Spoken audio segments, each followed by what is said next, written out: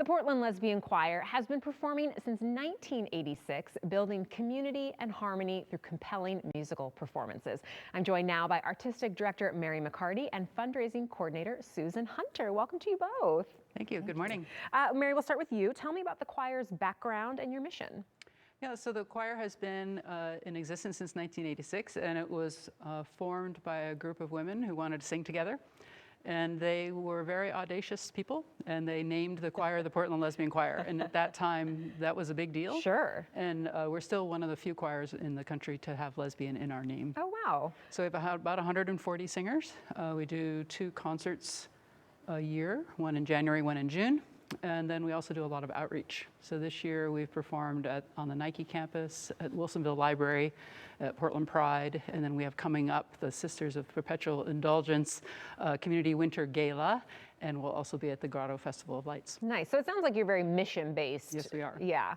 Talk about how you build community through singing. Well, just singing together is an amazing way to build community. There's things that happen in your body that when you sing, you automatically are connected to everyone in the room. Yeah. We also have a really great commitment to everybody being welcome. So people can come into our space and they feel like it's a space where they are accepted and where they belong. And then we also feel really strongly about building community with our audience. So if you come into our performance hall, then you automatically become part of our community. Yeah. And we hear from many audience members how welcome they feel and how comfortable they feel being in that space. Yeah, nice. You recently received an Oregon Cultural Trust grant. Who wants to tell me about that? I'm happy to tell you about that. We are so pleased to have not only their support, but the support of many other foundations in Oregon, the Oregon Community Foundation, for example, as well as the Collins Foundation. So the Oregon Cultural Trust is one that is a wider organization because it's sponsored not only by individual gifts, but throughout the state of Oregon. So it will help us as we expand our outreach and build bigger audiences. As Mary was saying, people come to our concerts and feel just so like they've been to church, you know, in a glorious way. Yeah. And it's affirming to not only our audience, but our entire vibrant queer community. Yeah. Well, do you mind if you want to expand on that a little bit? Because there are lots of choirs, lots of performances in Portland. Obviously, we're a very creative town. Yeah. But why do you think the Portland Lesbian Choir in particular has such a connection with people? Well, I'll give a shot at that. We are actually bigger now than we've ever been in our history. We welcome 31 new members this term.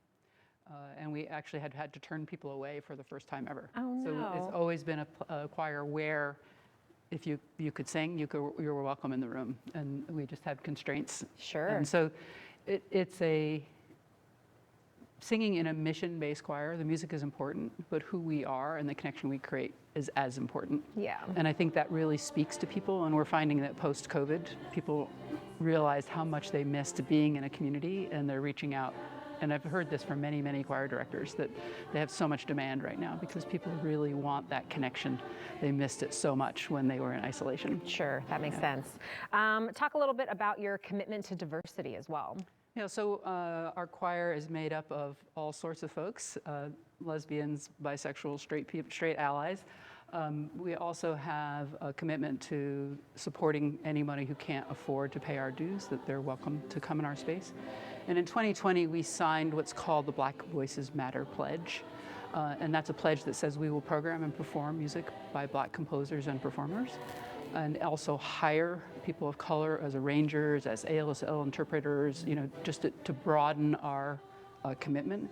And so we're now in our 4th season of programming under that pledge, and we're continuing that commitment. Nice. And so it's really brought a whole new wealth of music to the group. Yeah. And we have a long way to go, but that's our commitment to the diversity. Susan, you're in the choir, correct? Yes, I am. How does it feel to be a member of the choir? Oh, I have never missed a rehearsal, you know, in 5 years. So it's been a true joy, Nice. Yeah. Tell us about the upcoming concert in January. It's called Feelin Good. What can people expect? Well, they can expect to feel real good. We have the blues rock star, local, who will be singing some of her own work, and we'll be singing with her. We have chosen music that feels good. It's like Smokey Robinson, and you just get grooving. Yeah. So LaRhonda Steele is our guest artist. Yeah. And I think people will leave going, yeah. Awesome. Yeah. Well, yes, we saw some of your rehearsal video. It looks like you all have a great time. Yeah. How can people get tickets and just learn more information? Yeah, so our tickets are available on our website, plchoir.org. And we're going to be performing at the end of January at Park Rose Performing Arts Center. And so, yeah, we're looking forward to it, and we hope people will come and join us. Yes, thank you so much for coming. We appreciate it. Thank you for having us.